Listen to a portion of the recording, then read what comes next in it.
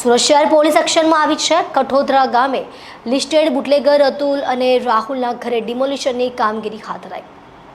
અતુલ પરમાર પર દારૂના 11 કેસ અને રાહુલ રાઠોડ પર 4 કેસ નોંધાયા છે।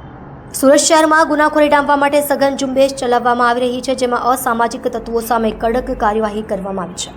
ખાસ કરીને શરીર સંબંધી ગુના હોય કે દારૂ જુગારના કે અન્ય ગુનામાં સંડોવાયેલા અસામાજિક તત્વો વિરુદ્ધ કડક કાર્યવાહીના ભાગરૂપે રાજ્યના ડીજીપી વિકાસ સહાય દ્વારા લિસ્ટ બનાવવાના આદેશ બાદ સુરત પોલીસ પણ એક્શનમાં આવી ગઈ છે।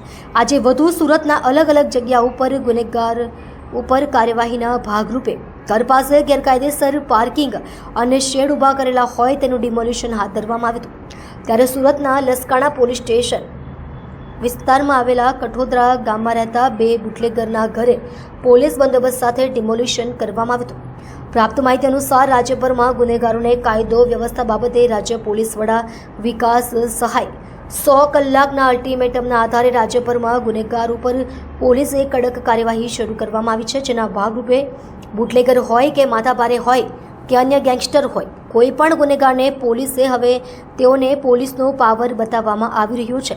જેના ભાગરૂપે કામરેજ પોલીસ મથકમાં નોંધાયેલ પ્રોહિબિશનના ગુનામાં સંડોવાયેલા અતુલ પરમાર વિરુદ્ધ 11 ગુના છે અને રાહુલ રાઠોડ વિરુદ્ધ 4 ગુના નોંધાયા હતા અને હાલમાં કઠોદરા ગામ સુરત શહેરના લસકાણા પોલીસ મથકની હદમાં આવેલું છે, જેને લઈને ઝોન 1ના નાયબ police commissioner Alok Kumar, PI Chavda અને પોલીસ કર્મચારીઓ સાથે કઠોદરા ગામે બુટલેગર અતુલ પરમાર અને રાહુલ રાઠોડ ઘર પાસે પાર્કિંગ અને પતરાના શેડનું ડિમોલિશન કરવામાં આવ્યું હતું।